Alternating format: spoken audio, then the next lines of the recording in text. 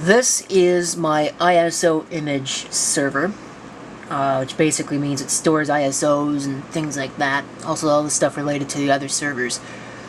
Right now it's running Rockstor with Btrfs. But I've decided that since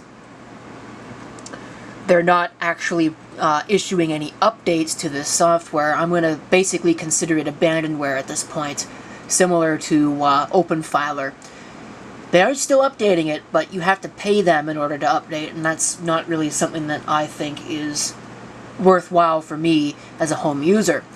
So I'm going to be converting this thing over to OpenMediaVault, and of course at the same time, why not? We'll change the boot drive over to an SSD, because it doesn't need to be anything else. So 16 gig SSD, OpenMediaVault. Hopefully OpenMediaVault supports Btrfs.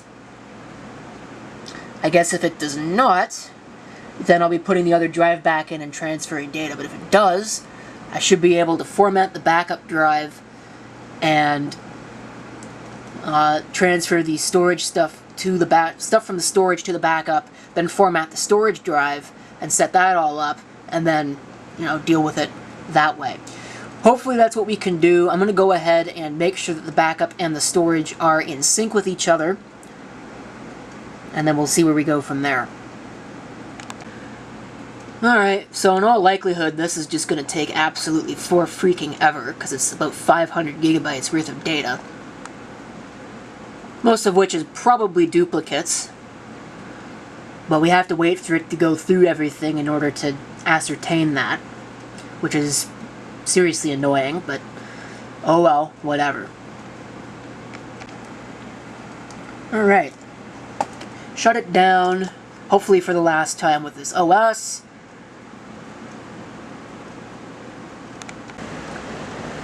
So here it is. I've done some changes now.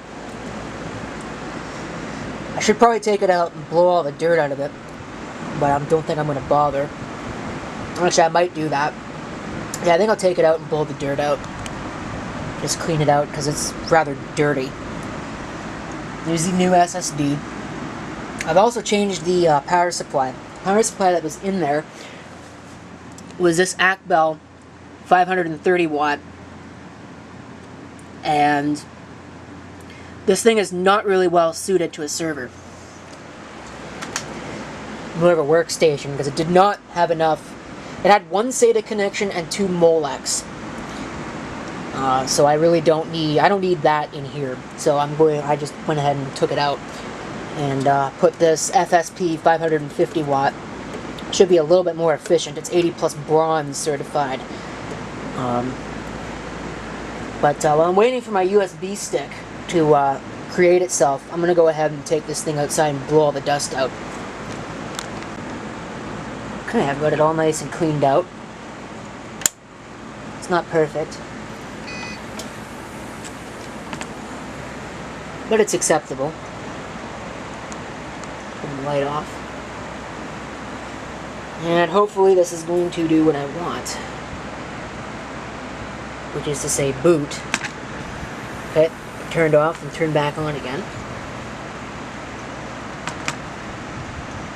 I don't know if that's a bad sign.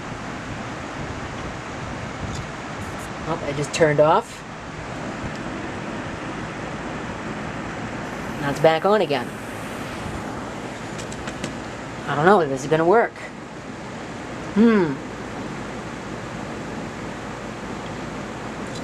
Kind of doubting it. Shouldn't be doing that. It's kind of silly, really. That's extremely silly.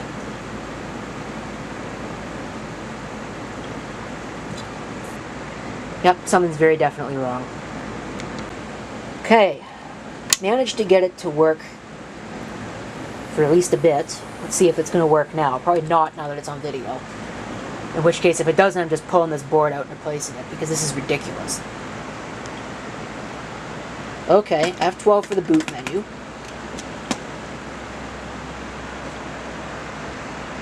The drives are on the wrong ports. I'm going to have to fix that.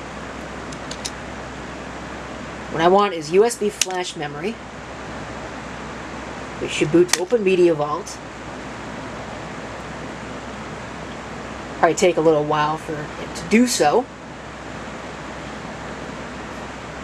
Alright, English. I'm going to actually set this up properly since this is an installation I'm going to keep. We'll go through this part of software install and see what happens. It's taking an awful long time to do anything. Alright.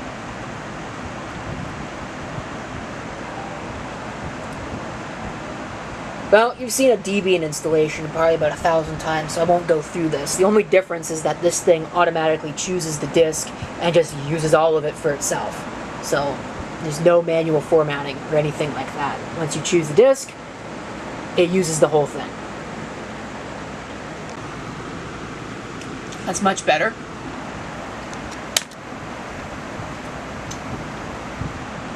Let's hope. I'm going to select no. Oh, we're soft locked. Okay, I'm going to just hope that it's the right one. Because I guess I didn't think about that. So I'll be back when this is finished. Looks like it's complete, so we'll hit enter. We'll give it a few seconds. Should reboot on its own, though. I'd like to think it would reboot on its own. Hopefully it won't take that long.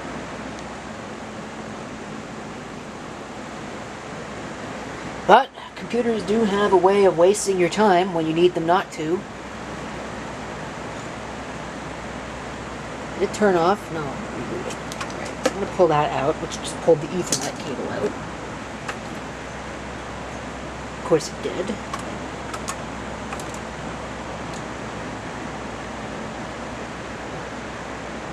Are you kidding me? Is this some kind of a joke? This must be a joke.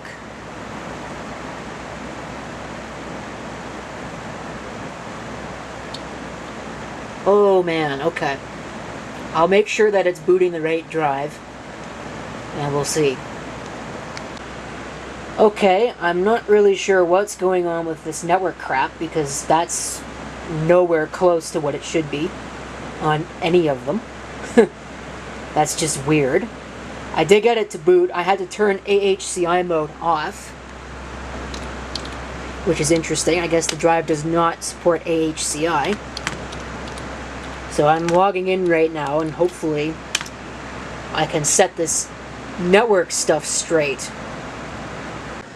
Okay, I've got a basic setup going right now. I've got the, as it turns out, the ButterFS drives will work, which is good. And I've got one of them up, and I can access, well, that's not really what I want, but, where did it go? Do I still have it open? Yeah, there it is.